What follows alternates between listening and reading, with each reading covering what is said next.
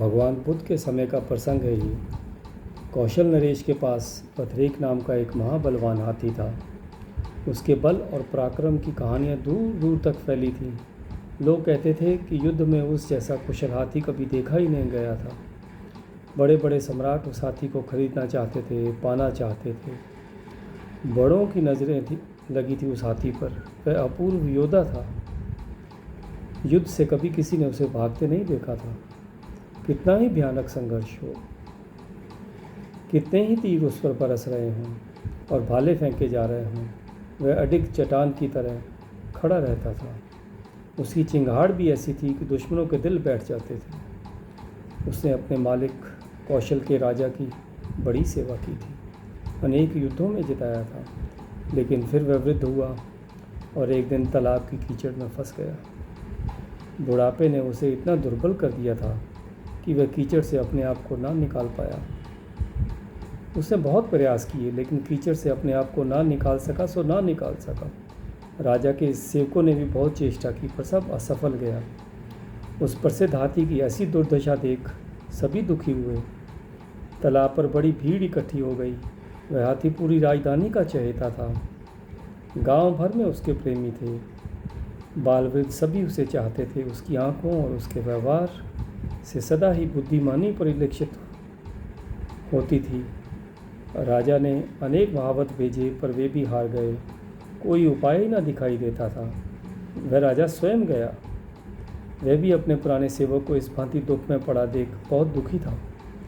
राजा को आया देख तो सारी राजधानी तालाब पर इकट्ठी हो गई थी। फिर राजा को बदरेक के पुरानी महावत की याद आई।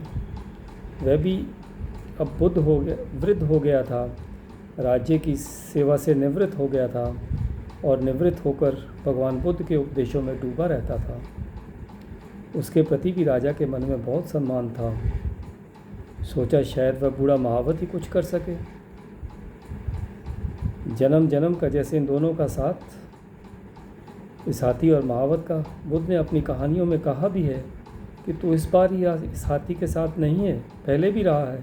यहाँ सारा जीवन जुड़ा हुआ है। फिर इस जीवन तो पूरे जीवन वह हाथी के साथ रहा था। हाथी उसी के साथ बड़ा हुआ था, उसी के साथ जवान और उसी के साथ वृद्ध हो गया था।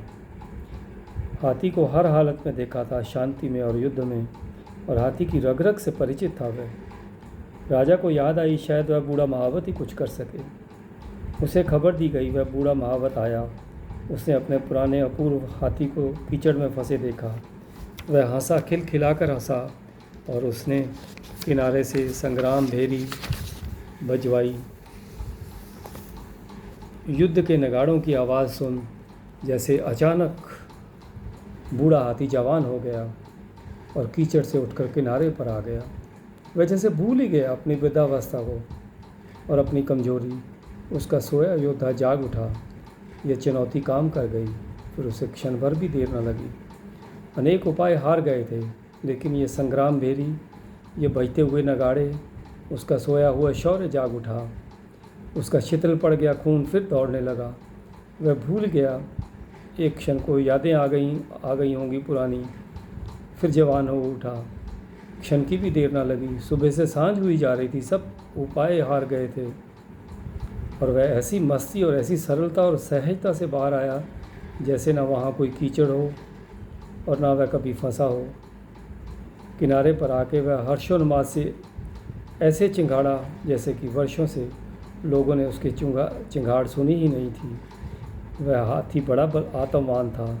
वह हाथी संकल्प का मूर्त रूप था। भगवान के बहुत से भिक्षु भी उस बूढ़े महावत के साथ ये देखने तालाब के किनारे पहुंच गए थे। उन्होंने सारी घटना भगवान को आकर सुनाई। और जानते हैं भगवान ने उससे क्या कहा? भगवान ने कहा, भिक्षु, उस अपूर्व हाथी से कुछ सीखो।